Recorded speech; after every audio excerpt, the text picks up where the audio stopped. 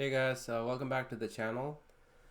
Today I'm going to talk about something a little different. It's career related advice to people around the world outside US.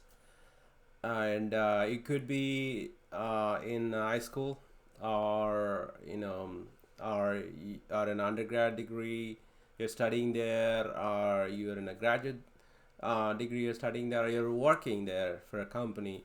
Like anything, it doesn't matter, but if your desire is to come to us, find a job, either to settle down here or to you know just go back after a few years, it doesn't matter. Like if that's your goal, this video is for you.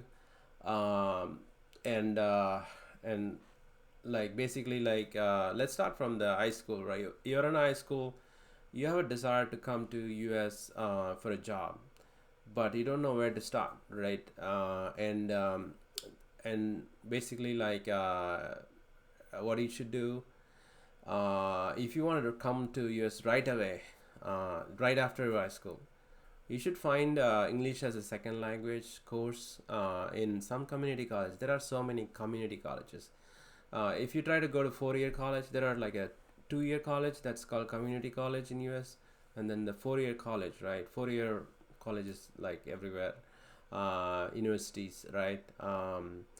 And the just try to find a community college. You can Google just community college English as a second language, international students, something like that, right? You will find plenty of programs out there, right? Just find a program with the lowest fee you can afford, maybe $2,000 a year or something like that. It may not be there, but there are. I'm pretty sure if you dig through Google, right? Just keep searching.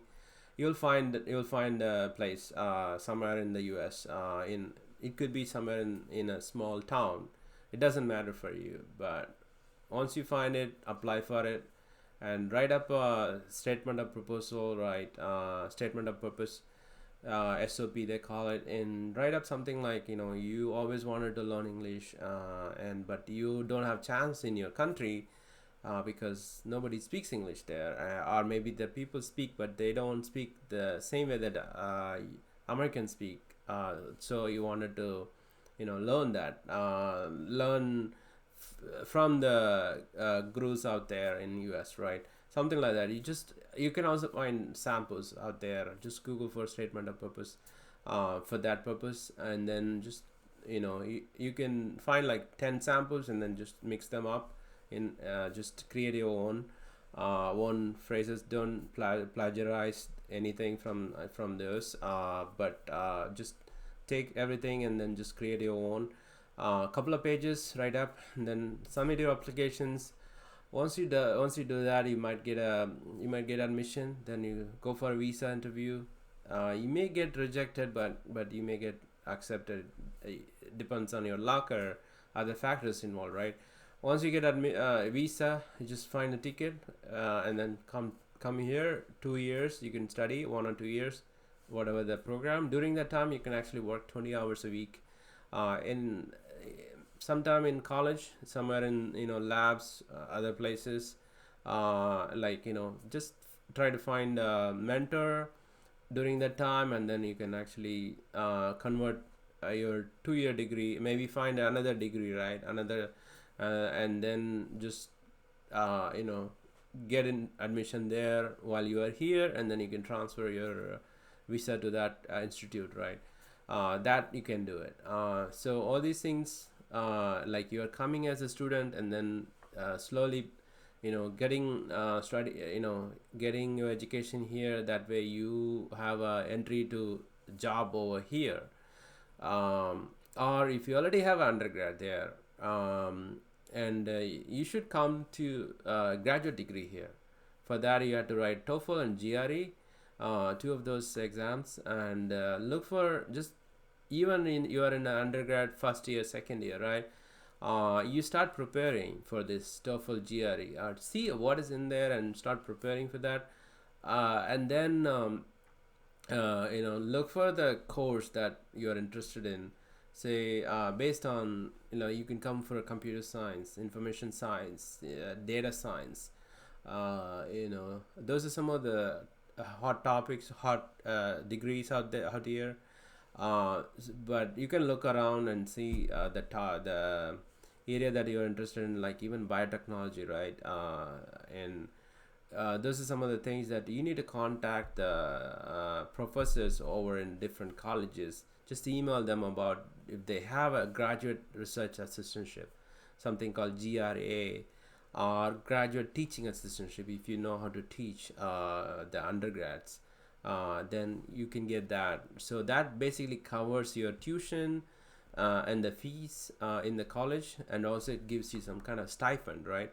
That's what we wanted. And also it's a non-profit, so most of the time your visa will get accepted. You will come in a F1 visa, as a student visa, so you can come in. Most likely, if you get admission, you most likely get a visa, and then you can come in, study for a couple of years. Try to find a research oriented master's degree, right? That's what you need to do. And once you finish right away, you should be able to work here for, I think, 18 months. The rules are changing, so probably 18 months, and then you can continue a few more times. um, and for the universities, you can work as long as you want. It's a non-profit, but for the companies, you have some limit, right? And then you can change it to a H1B, something, work visa, right here. And then whenever you go to your country back, you need to get a stamping. So those are some of the things that you can do to get a job. Come through as a student, and then finish your degree, do perfectly, and then during that time find all the mentors, and uh, go through all the job fairs, take advantage of all the things that the university settings offers here, right? There are so much of things offering here in US, and every university is so unique, and it's very well built education system. At least in the graduate degrees, there are top level institutes out there, and also you only need like maybe $2,000, less than $2,000, to live comfortably, and that's what your assistantship will be around every month. After your tuition is paid, after your fees are paid, and sometimes you may even get some accommodation, like within the universities. It depends on the universities, but you can always share with other students. That way you only pay like $200 $300 a month, and it's really affordable. And then you can even save a lot of money just from the assistantship, if you are a frugal person. That is what you should do. And you can take a look and ask the questions here, like, what kind of things that your scenario, right? It could be different, and it's not covered in this one, but the idea is to come as a student, and either most likely a graduate student. Don't come in as an undergrad, because there are not many scholarships out there. You may have to pay a lot of fee. But if you come through with assistantship, graduate research assistantship, or graduate teaching assistantship, or even a scholarship, that rarely happens. And that way you get to pay nothing. Also they pay you some amount, and also you get to work 20 hours a week.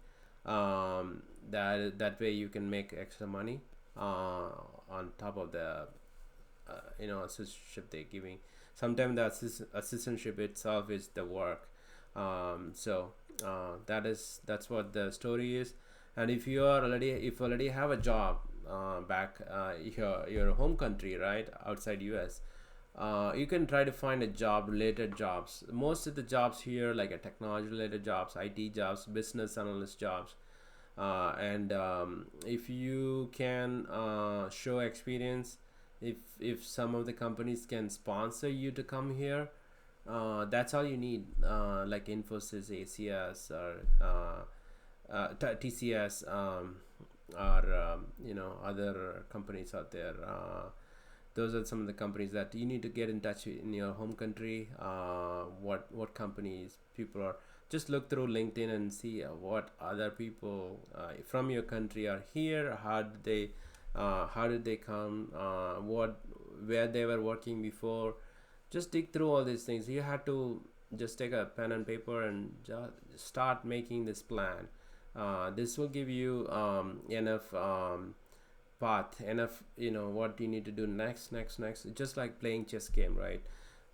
So if you know what is the next couple of moves, that's all you need to know, and then you go there, and then you will know what's the next other, maybe next 5 moves, right? 2 3 moves. What if the something happens, and what's your plan A, what's your plan B, what's your plan C? All those things you are thinking through when you're playing chess game, right? That's exactly how to do in this case. In your this is your life, and if you want to get a job in US and make a little bit more money than back home, you have to work. It's not like things are easier in US here. People are working really hard, and but if you know how to get through all these things, you're really good at things. You become good at things, and then it's easier. Life will be easier for you. So hopefully this video helped some of you guys, and to educate yourself, enlighten yourself about this way that you can come to US and find a job. And we will have more videos like this in the future, and just come back and visit us, and don't forget to subscribe to our channel, and also tell your friends, at least one friend, about this channel. Thank you guys for watching. Until next time, bye.